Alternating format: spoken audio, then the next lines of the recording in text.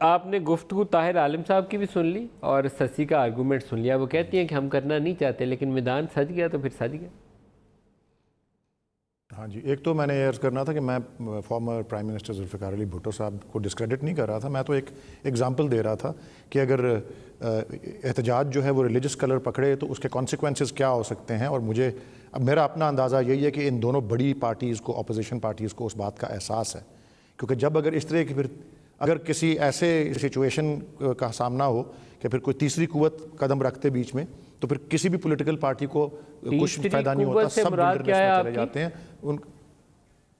मैं 1977 की मिसाल दे रहा हूँ ना। जनरल ज़िया को साथ बिठाया था तो गलती की थी, जनरल ज़िया को साथ बिठाया तो मिस्टेक की नहीं, उसमें साथ बिठाना या वो तो खैर बहुत, वो तो एक और मौजू है, एक लंबी बहस है। लेकिन मैं जो अर्ज़ करना चाहता हूँ कि जब भी इस तरह की कोई इंटरवेंशन होती है तो फिर उनका अपना एजेंडा होता है। फिर कोई पॉलिटिकल पार्टी जो है नहीं वो फूल फाल फूल सकती है उसके अंदर, और ये सबके सामने है, ये 3-4 दफ़ा हमारी हिस्ट्री में हो चुका है जी।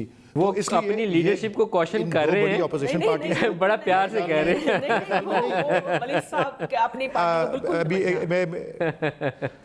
मैं इसलिए कह रहा हूँ कि दोनों बड़ी पार्टीज को इस बात का हिस्ट्री का अंदाजा भी है। और दूसरा मैं ये जो अर्ज करना चाह रहा हूँ, काश आप उस वक्त इस हिस्ट्री का जो है वो एहसास कर लेते जब मियां नवाज शरीफ के खिलाफ आपने धरना किया था। काश ये प्रेसिडेंट ना सेट हुए होते। मैं कह रहा हूँ कोई उसमें हमारा रिलीजियस कलर नहीं था, कोई रिलीजियस कलर नहीं था। मैं सिर्फ मैं रिलीजियस के कदम की बात नहीं कर रही। आप तो आए थे ना 4 हलकों के खिलाफ। बेसिक आपका तो ये था, फिर पैट वर्कर्स को आप मैं सिर्फ एक और बात अर्ज करना चाहता हूं, खाली कुर्सियों को तो आप एड्रेस नहीं कर, खाली कुर्सियों को तो आप एड्रेस नहीं कर सकते थे। नदीम मलिक साहब जी कर लीजिए आप। For the sake of completeness सिर्फ एक और बात अर्ज करना चाहता हूं।